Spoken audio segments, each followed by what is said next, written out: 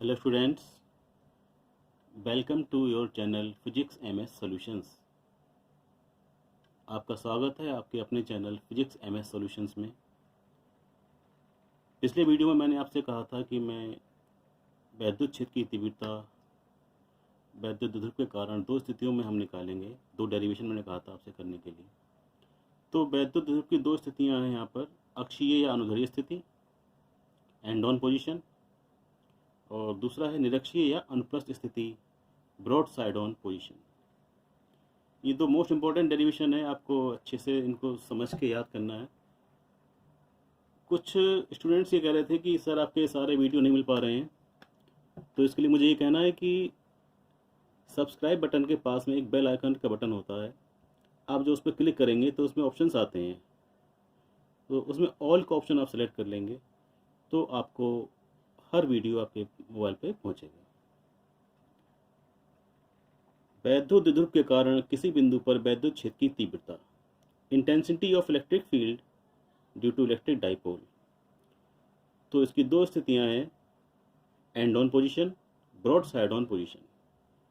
अक्षीय या अनुदैर्ध्य स्थिति, दूसरी निरक्षीय या अनुप्रस्थ स्थिति। ये दो डेरिवेशन हैं, मैं शुरू कर रहा हूँ। पहला मैंने लिया है अक्षीय स्थिति में, एंड ऑन पोजिशन में।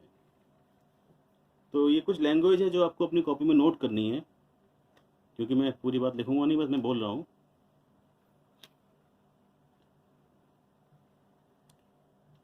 ये एक वैद्युत द्विध्रुव है ए बी, एक और प्लस क्यू आवेश, एक और माइनस क्यू आवेश। जो डिस्टेंस है इनके बीच कितनी होती है, 2L। इसका मिड पॉइंट है O। तो अक्ष पर यानी इसकी एक्सिस पर पॉइंट O से स्मॉल r डिस्टेंस पर एक पॉइंट P है, जिस पर हमें इंटेंसिटी ऑफ इलेक्ट्रिक फील्ड अर्थात वैद्युत क्षेत्र की तीव्रता ज्ञात करनी है।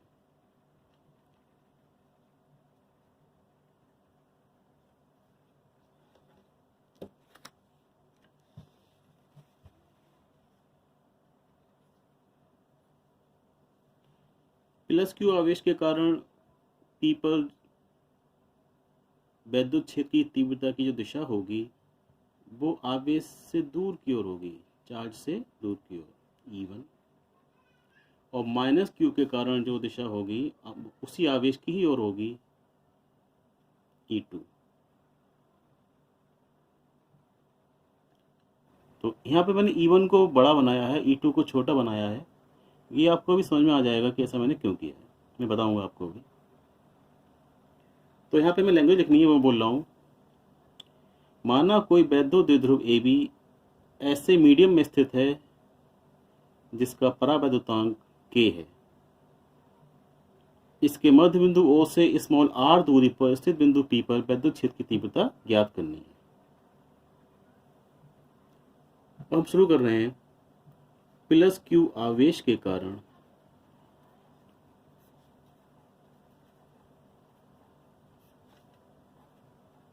P पर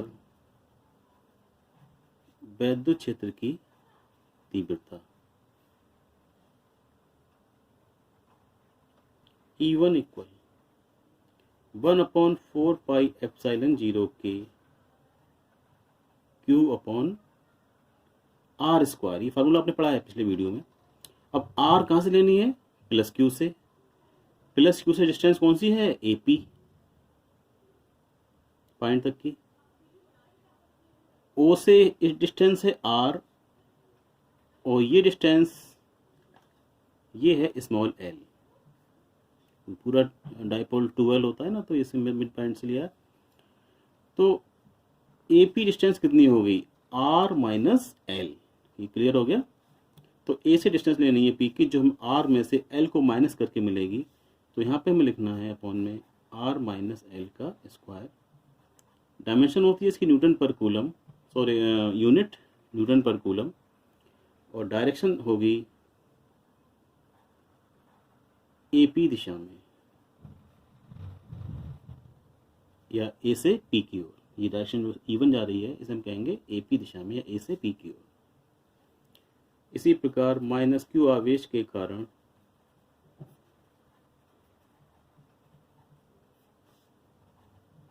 P पर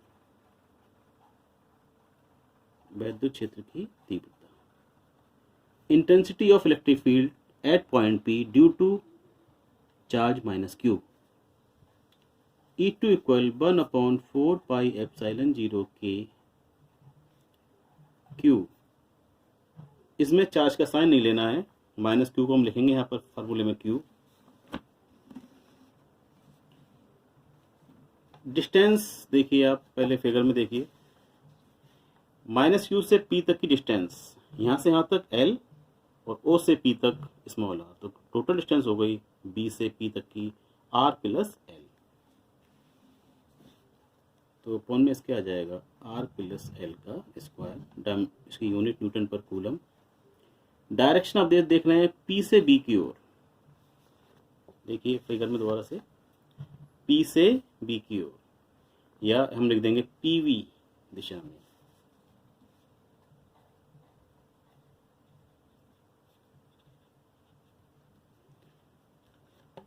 एक बार फिर से फिगर पे ध्यान दीजिए, E1 इस तरफ है, E2 इस तरफ है।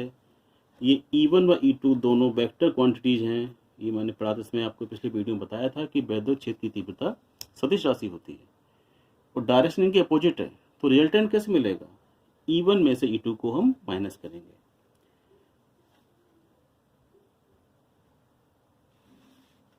P पर परिणामी वैद्युत क्षेत्र की तीव्रता E equal E1 minus E2। E1 में से E2 हमने घटाया क्योंकि E1 बड़ा है। मैंने कहा था, मैं बताऊंगा आपको कि मैंने E1 यहाँ बड़ा क्यों लिया, E2 छोटा क्यों लिया। तो आप ध्यान दीजिए, आप E1 की वैल्यू देखिए और E2 की वैल्यू देखिए।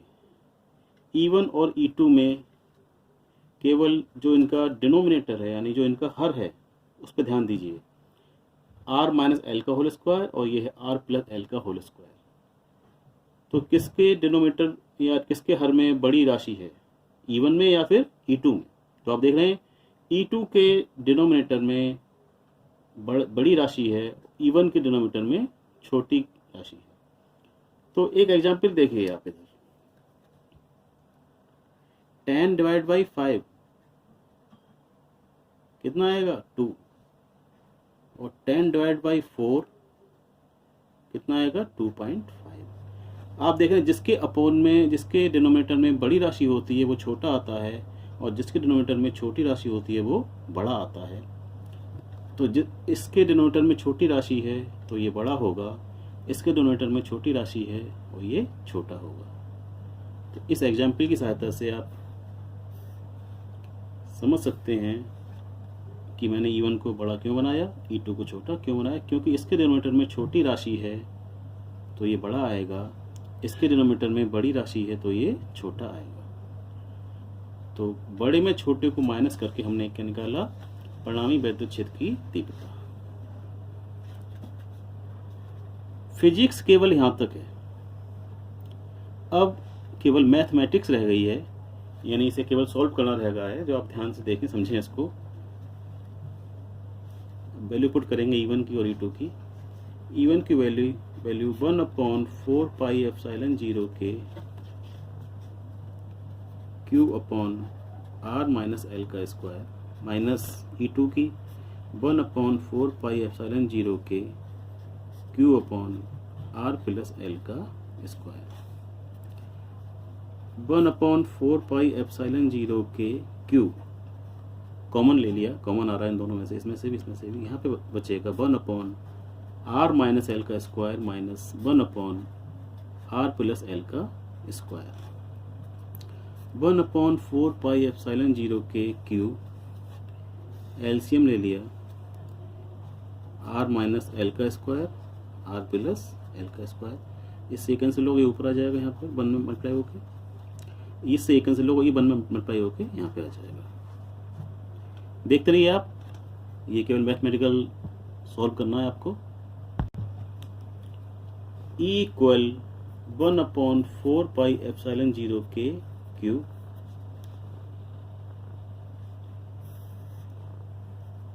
r माइनस एल और r प्लस एल दोनों का होल स्क्वायर कर लेंगे, क्योंकि दोनों पे ही स्क्वायर था। ऊपर r प्लस एल का होल स्क्वायर खुलेगा तो ये आ जाएगा r square plus L square plus 2rl minus r minus L का होल स्क्वायर खोलेंगे r square plus L square minus 2rl। r plus L का होल स्क्वायर ये है और r माइनस एल का होल स्क्वायर ये है। बाहर हमने माइनस साइन है इसलिए ब्रैकेट में यूज किया इसको। 1/4πε0 k क्यूब।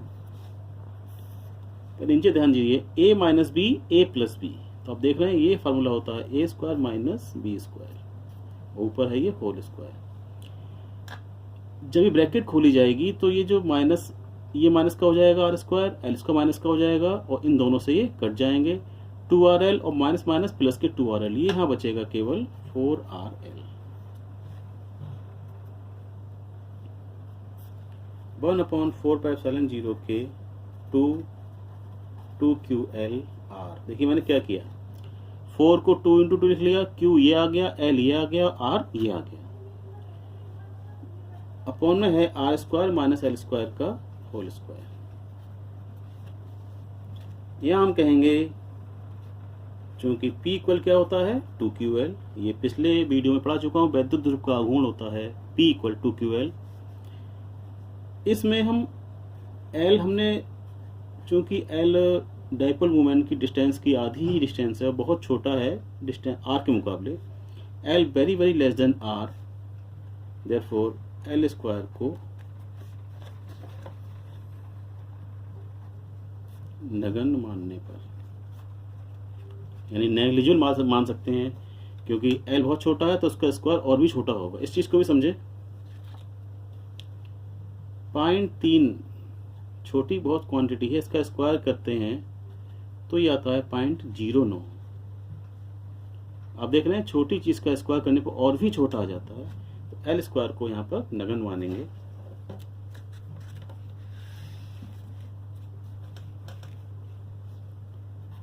ई इक्वल देखिए आप 1/4πε0 k 2p 2ql बन गया p r।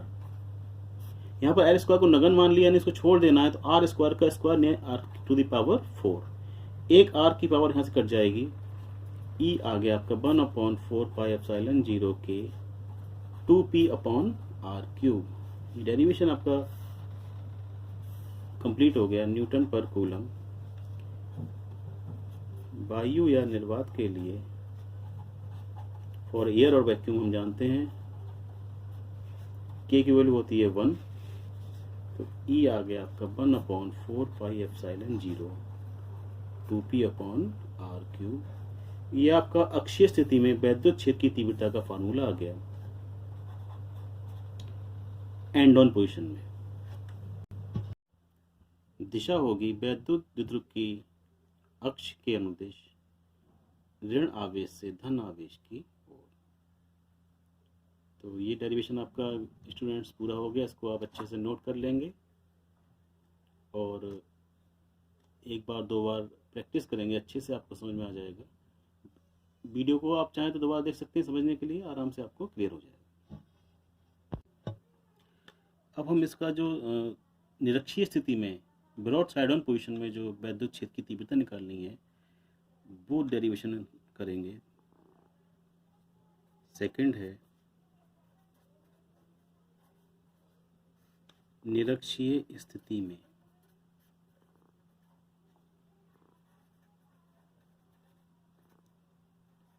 Broad side on position. तो इसके फिगर को पहले समझें। ये एक वैद्युत द्विध्रुव AB है, इसकी निरक्ष इसके मध्य बिंदु से मिड पॉइंट से ऊपर की ओर ले सकते हैं या फिर नीचे की ओर ले सकते हैं।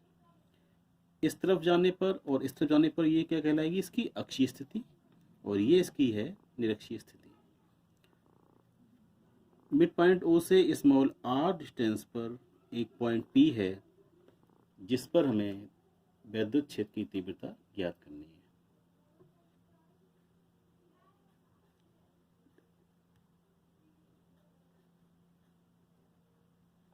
ये L है, ये R है, यहाँ पर प्लस क्यू चार्ज रखा हुआ है, इस पर माइनस क्यू चार्ज रखा हुआ है, मतलब ये डाइपोल है।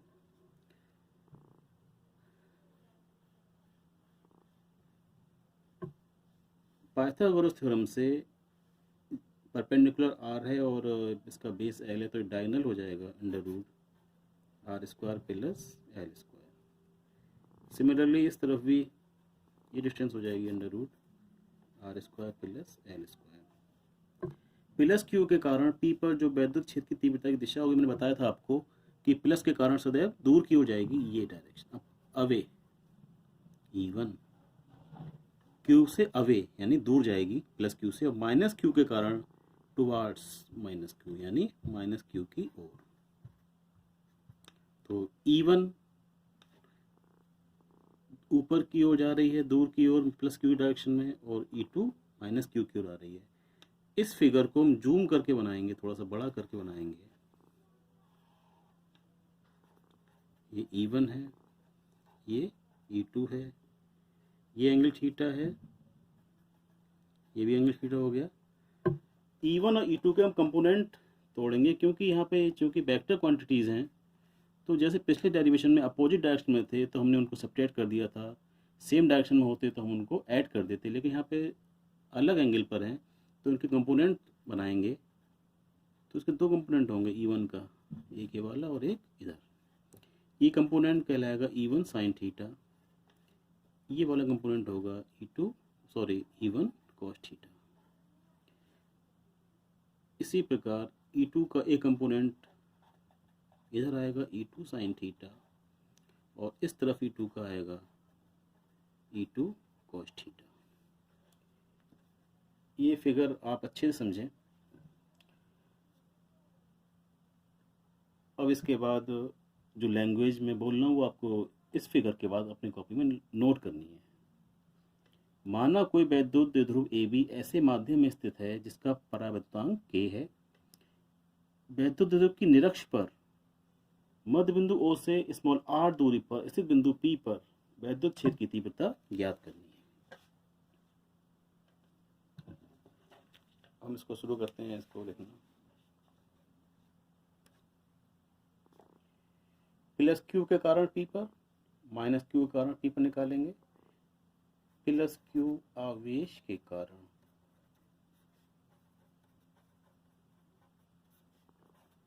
P पर वैद्युत क्षेत्र की तीव्रता E1 इक्वल 1/4πε0 के, आप फार्मूला पढ़ चुके हैं पिछले वीडियो में, Q/R²। तो Q/AP डिस्टेंस है, इसका स्क्वायर। प्लस क्यू से पॉइंट तक डिस्टेंस कौन सी है? AP, और ये है √R² प्लस L²। तो आप देख रहे हैं AP डिस्टेंस कितनी है? √R² plus L²। और यहाँ हमें क्या करना है? R², तो √R² प्लस L² का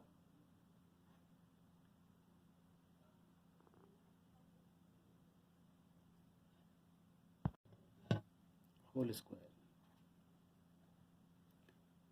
इक्वल 1/4πε0 के। अंडर रूट भी है, उसका स्क्वायर भी है, तो दोनों कैंसिल आउट हो जाएंगे और बचेगा R² प्लस L²। न्यूटन पर कूलम। डायरेक्शन A से P की ओर, A से P की ओर। आप देख रहे हैं, दोबारा देख लीजिए फिगर में, प्लस क्यू के कारण डायरेक्शन जा रही है A से P की ओर, और माइनस क्यू के कारण आ रही है P से B की ओर।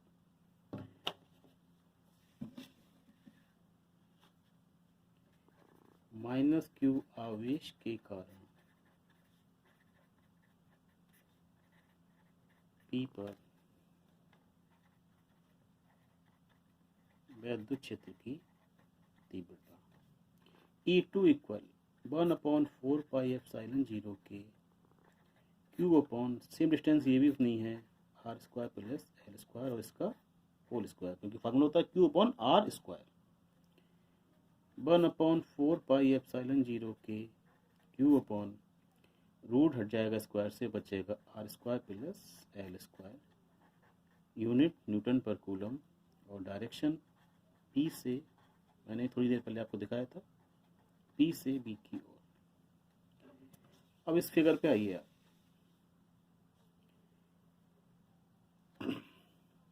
E1 साइन थीटा और E2 साइन थीटा आप देख रहे हैं, दोनों एक दूसरे के अपोजिट हैं। इससे पहले एक बार चेक कर लीजिए कि E1 और E2 की वैल्यू, E1 की वैल्यू देखिए आप ध्यान से, E2 की वैल्यू देखिए बिल्कुल सेम है। E1 और E2 बिल्कुल सेम है। अब हम यहाँ पर कहेंगे कि E1 साइन थीटा व E2 साइन थीटा एक दूसरे के अपोजिट हैं, तो जब वैल्यू भी इनकी सेम है और साइन थीटा भी लिखा हुआ है, E1 E2 सेम है, तो एक दूसरे को कैंसिल आउट कर दें क्योंकि इनका मैग्नीट्यूड सेम है और डायरेक्शन अपोजिट है।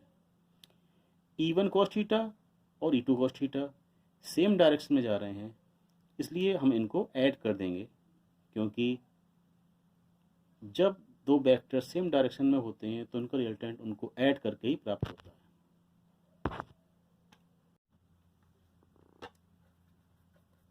अतः P पर परिणामी वैद्युत क्षेत्र की तीव्रता E equal E1 cos theta plus E2 cos theta. E1 और E2 की जो वैल्यू निकाली है वो पुट करेंगे 1/4πε0 के Q upon R square plus L square cos theta plus 1/4πε0 के Q upon R square plus L square cos theta. दोनों टर्म सेम है,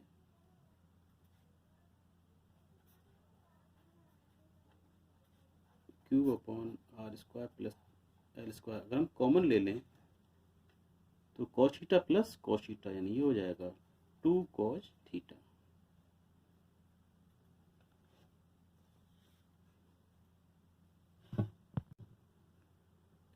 इस फिगर में cos थीटा की value base upon hypotenuse, base upon hypotenuse, तो ये L upon under root R square plus L square होगी। 1/4πε0 के Q upon R square plus L square two cos theta की जो वैल्यू निकाली थी L upon under root R square plus L square.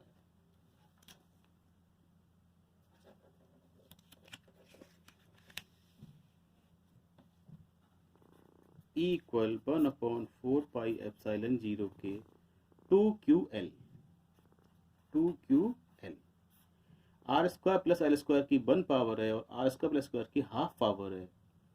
एक और आधी ये ऐड हो जाती है पावर्स और ये हो जाएंगी 3/2।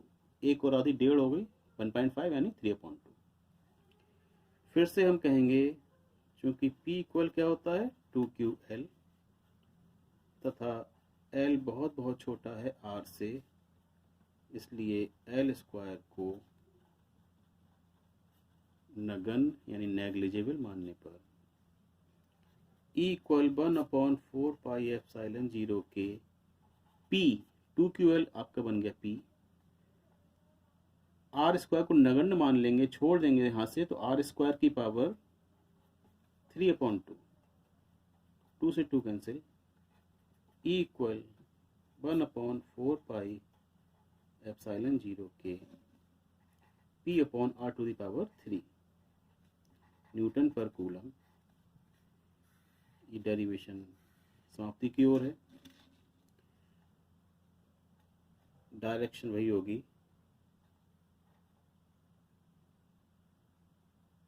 प्लस क्यू से माइनस क्यू की ओर। वायु या निर्वात के लिए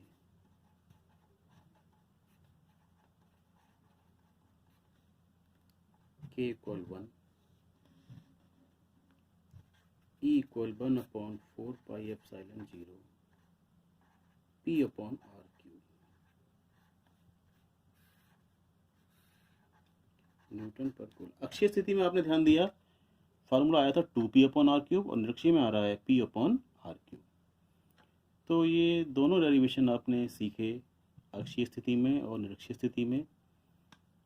अधिकतर काम इसमें मैथमेटिकल है, तो एक एक स्टेप क्लियर करके अच्छे से आप लिखेंगे, समझेंगे। समझ में नहीं, एक बार में नहीं आया तो दोबारा वीडियो देखिए। इस बात में कोई शक नहीं है कि आपको आराम से समझ में आ जाएगा। आज वीडियो को यहीं पर ख़त्म करते हैं। अगले वीडियो के आप इंतज़ार कीजिए, उसमें हम कुछ न्यूमेरिकल्स लेंगे, प्रॉब्लम्स जो आपको सॉल्व करके समझाएंगे, उनको आप क्लियर करेंगे और उसके तरह से बहुत सारे प्रॉब्लम्स अपने आप करेंगे।